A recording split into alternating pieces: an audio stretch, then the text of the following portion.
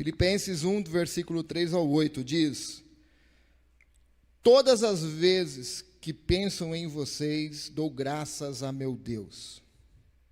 Sempre que oro, peço por todos vocês com alegria, pois são meus cooperadores na propagação das boas novas desde o primeiro dia até agora. Tenho certeza de que aquele que começou a boa obra em vocês irá completá-la até o dia em que Cristo Jesus voltar. É apropriado que eu me sinta assim a respeito de vocês, pois os tenho em meu coração.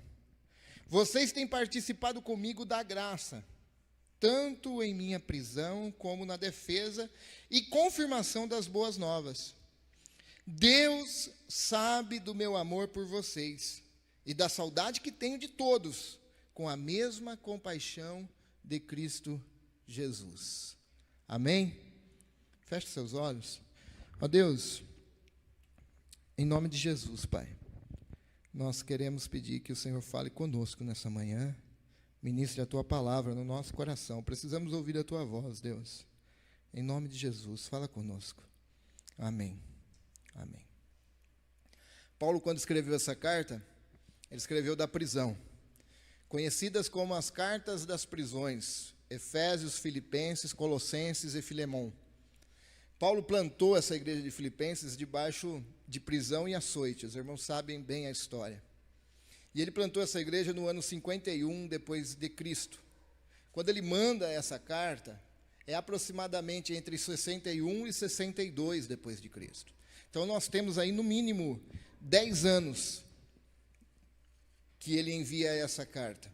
Ele inicia essa carta com uma expressão calorosa de gratidão a Deus pela vida daqueles irmãos, que seriam os leitores da carta.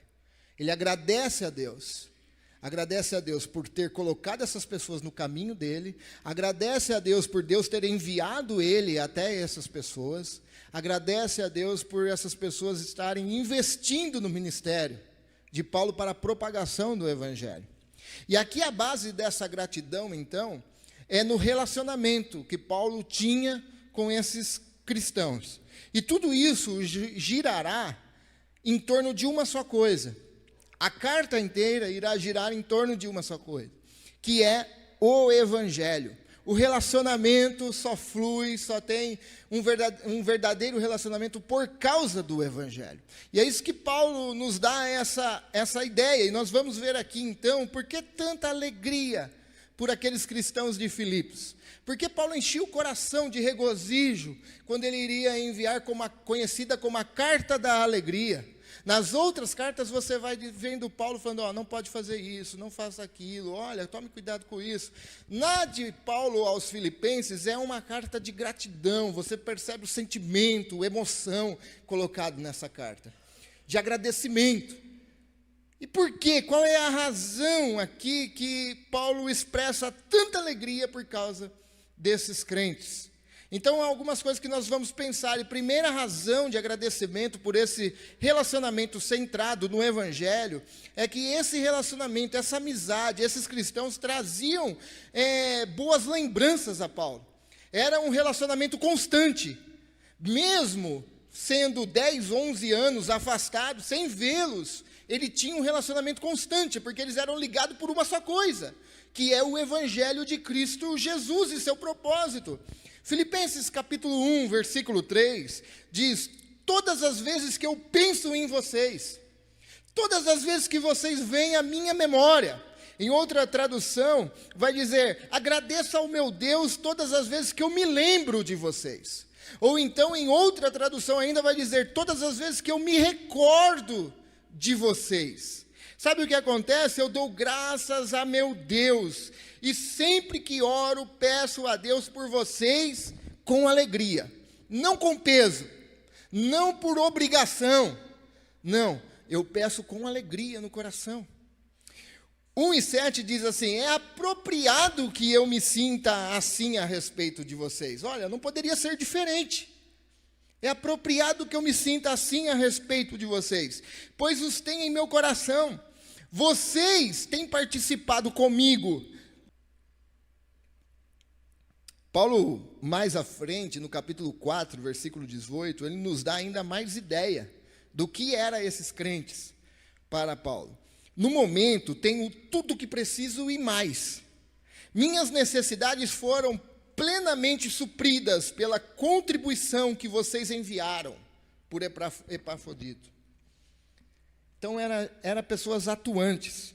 Só que eu quero abrir um parênteses aqui, porque só que a visão aqui, que Paulo tem esse sentimento de alegria, de gratidão, não era apenas por uma boa ação de doações. Não era isso. Paulo faz referência que o interesse que aqueles cristãos tinham nele era reflexo do compromisso que eles tinham não só com Paulo, mas do compromisso que eles tinham com o Evangelho, com a propagação do Evangelho, com a propagação das boas novas, e é por essa razão, além das outras, que Paulo agradece a Deus pela vida desses cristãos. O que nos faz pensar aqui que todos os nossos interesses aqui, um pelo outro, não é apenas por sermos uma comunidade, por sermos uma igreja local, por conhecermos um ao outro, por sermos bonzinho, por sermos amigo, ou por sermos até mesmo família. O interesse um do outro não pode ser centralizado somente nisso. O interesse pelos irmãos não pode ser centralizado pelo sentimento de amigo só. Não, sim, isso é bom. Mas o que deve reger todo relacionamento dentro da igreja, o que vai nos tirar do nosso próprio individualismo, do nosso egoísmo, tirarmos nós do centro de todas as coisas, e nos alegrarmos com as dores, com o sofrimento, sofrermos com eles, mas também nos alegrarmos com as vitórias, não é apenas por amizade, mas é porque o Evangelho tem que estar no centro disso. É o propósito disso, o porquê nós estamos aqui, o porquê nós fazemos parte desta igreja local, o porquê nós nos reunimos aqui como igreja no culto de domingo, o porquê nós participamos do pequeno grupo, o porquê nós somos enviados daqui para a sociedade. O que nos une? Então, quando nós agimos assim de forma verdadeira e sincera, quando temos interesse no outro, quando nos preocupamos com os irmãos desta igreja, como eles estão, o que estão precisando, o porquê ele não está vindo, e eu mando mensagem, eu oro por ele, eu quero saber qual é a necessidade dele. Isso tudo não é apenas algo externo, mas é reflexo do que o Evangelho está fazendo interno dentro de mim. Quando eu vejo uma pessoa muito despreocupada com a igreja local, com os irmãos da igreja local, quando eu vejo uma falta de interesse com a igreja local, com os irmãos da igreja local, é porque o Evangelho ainda precisa ser aplicado de forma interna dentro da vida da pessoa, porque isso vai refletir para fora.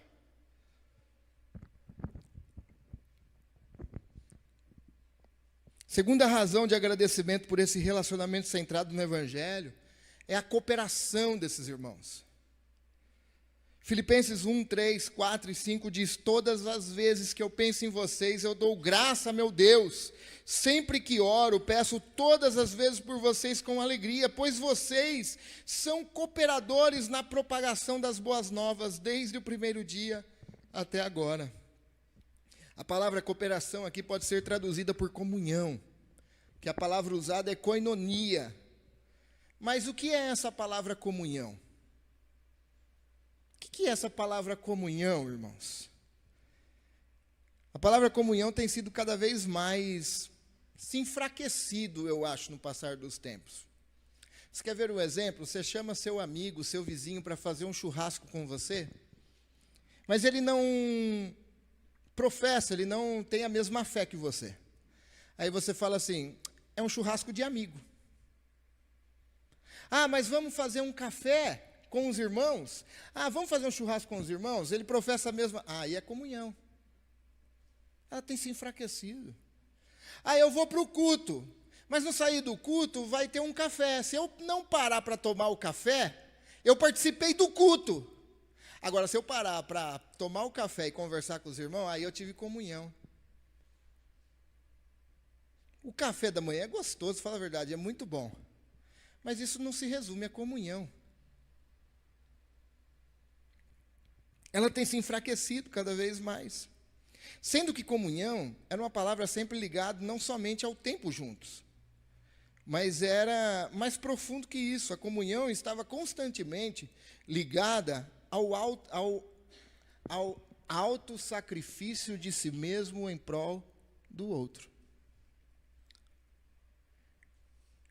D.A. Carson diz: o coração da verdadeira comunhão está na conformidade do auto-sacrifício numa missão compartilhada. Sabe o que era comunhão? Antigamente era o termo usado de forma financeira. Se você comprava um barco de a meio com o outro, era a mesma palavra de ter comunhão, porque agora você era sócio de uma visão, de um propósito. Não era estar apenas juntos, mas era compartilhar aquele sonho, aquele desejo, que o seu negócio prosperasse. Então era um sócio, ele tinha comunhão com ele. Então a comunhão implica, então, em sacrificar a si mesmo, em conformidade com o Evangelho. Para que o Evangelho atue na comunidade, para que o Evangelho atue na igreja. Não é apenas ter tempo juntos, mas é sacrificar a si mesmo em prol do outro. Isso é comunhão. O próprio Evangelho é que define a forma que nós nos relacionamos com os outros. Então, como nós podemos sacrificar-nos no relacionamento quando o Evangelho dita as regras para ele? Como que eu posso me sacrificar no relacionamento quando o Evangelho diz o que devo fazer? E relacionamento não é fácil. Primeiro, que a igreja aqui não é diferente da igreja de Filipos. Ela é formada de pessoas diferentes uma da outra. Filipos, quando iniciou essa igreja, ele inicia com uma mulher intelectual, empresária e rica. Ao mesmo tempo, uma escrava é salva, que estava possuída. E Paulo vai preso, e quem se converte lá é um carcereiro, funcionário de Roma. Pensa numa igreja que se inicia com pessoas diferentes. Pessoas de temperamentos diferentes, de poder aquisitivo diferente, de cultura diferente. E não é fácil isso, viver junto. Mas como então que o meu relacionamento sendo guiado pelo Evangelho, como que faz pessoas diferentes darem certo? Bom, muitas vezes sacrificar a si mesmo pelo outro envolve então perdão. Porque as pessoas são falhas, decepcionam e nós decepcionamos os outros. E numa igreja, para que o Evangelho seja aplicado e vivido, uma das coisas que do relacionamento vai requerer é perdão um do outro. Colocar o Evangelho no centro dos relacionamentos, com certeza, irá exigir de nós perdão constantemente. Constantemente. Não é uma vez sim, uma vez não. Não. A gente se magoa com uma palavra que a pessoa disse sem intenção, e a gente se magoa. Ou nós magoamos as pessoas com uma palavra que nós falamos sem intenção, e as pessoas se magoam. Mas como nós podemos viver como igreja onde o Evangelho é centralizado nos relacionamentos? Como? Somente perdoando um ao outro. Muitas vezes se sacrificar exige disso. E se queremos, eu creio que todos nós queremos, que o Evangelho seja aplicado em toda a nossa vida, e atinja todas as áreas da nossa vida, nós devemos dar essa resposta ao Evangelho, perdoando um ao outro. Nós queremos aqui que o Evangelho seja centralizado nos relacionamentos. Para isso, nós precisamos, então, se dobrar para o Evangelho, nos prostrar para o Evangelho, para que assim ele dite as regras como nós devemos viver como igreja e então a igreja venha a ser abençoada cada vez mais. A terceira razão e última de agradecimento por esse relacionamento centrado no Evangelho é que Paulo via o operar contínuo de Deus na vida desses crentes. Versículo 6 diz: tenho certeza de que aquele que começou a boa obra em vocês irá completá-la, até o dia que Cristo Jesus voltar. Sabe qual era a alegria de Paulo também? Era olhar para o fruto do seu trabalho e ver Deus operando na vida das pessoas. Ver Deus operando na vida das pessoas e essas pessoas crescendo em maturidade espiritual, em moral, em caráter. E ver Deus transformando a vida dessas pessoas. E Paulo se alegrava com isso. Paulo via o fruto do trabalho, o fruto do castigo, o fruto dos açoites, o fruto da prisão. Como? Vendo as pessoas crescendo espiritualmente, moralmente, eticamente. Vendo o Evangelho atuando na vida das pessoas e mudando essas pessoas. Isso daí, irmãos, é quase uma definição do que seja o verdadeiro cristão. Essa definição é alegrar em ver Deus salvando pessoas, transformando vidas. E para um cristão não pode haver coisa mais feliz do que isso. De ver Deus salvando, ver Deus transformando, ver Deus libertando do vício, ver Deus reconstruindo coisas que estavam totalmente destruídas. Para nós cristãos não tem outro sentimento melhor do que isso. Pelo menos esse deveria ser o sentimento de todos nós. Ver a ação de Deus na vida das pessoas.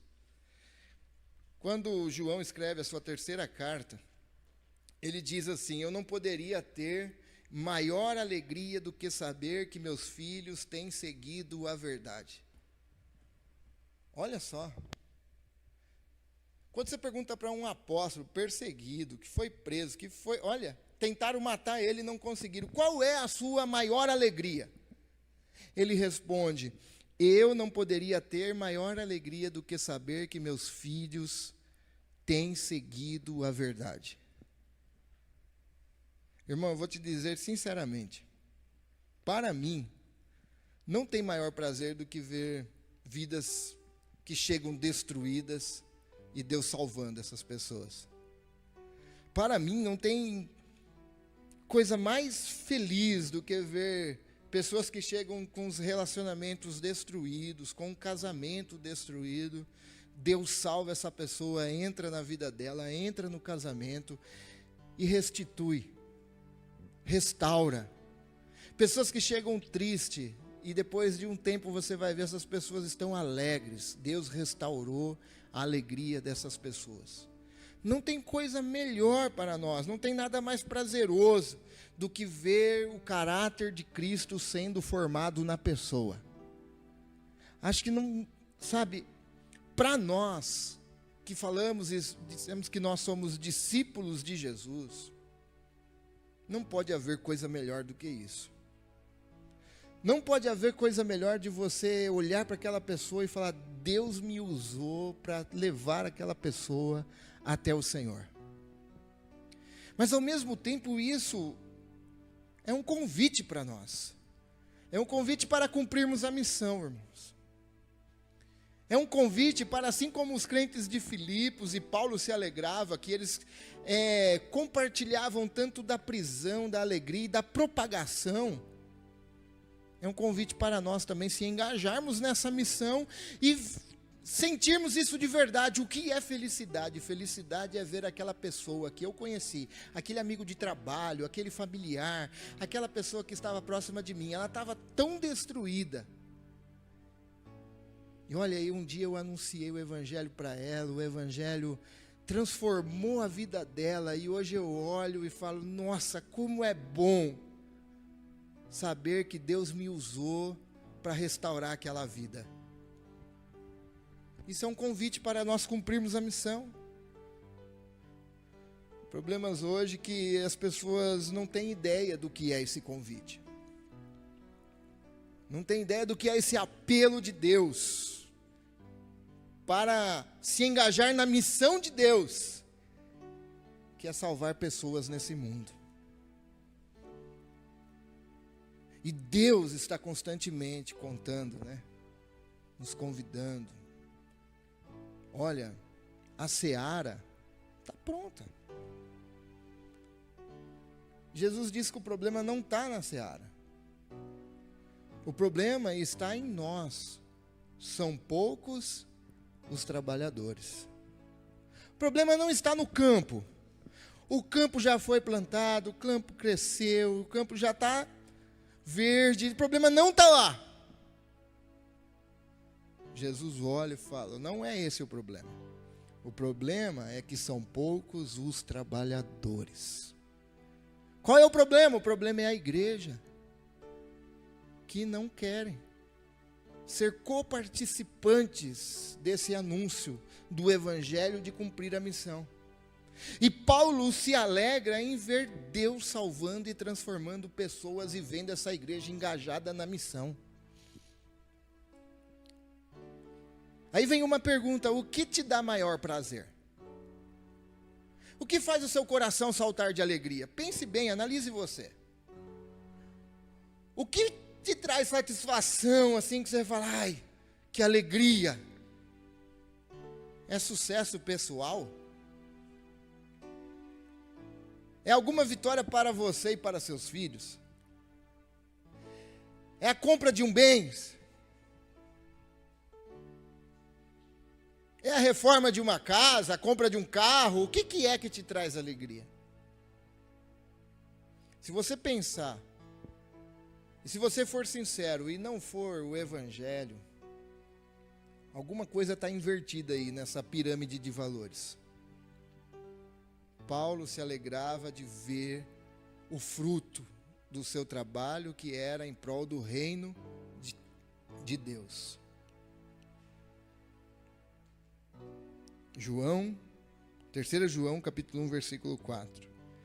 Eu não poderia ter maior alegria do que essa, de ver meus filhos, que eles têm seguido a verdade. Não poderia. A pergunta então a ser respondida é: o que nos une? O que une a igreja num só propósito? O que nos une aqui como igreja local, como Ebenezer? O que faz unir pessoas diferentes? Pessoas de raças diferentes, pessoas de poderes aquisitivos diferentes, de nações diferentes. Venezuela e Brasil, o que faz unir pessoas diferentes? O que faz unir pessoas diferentes é o evangelho.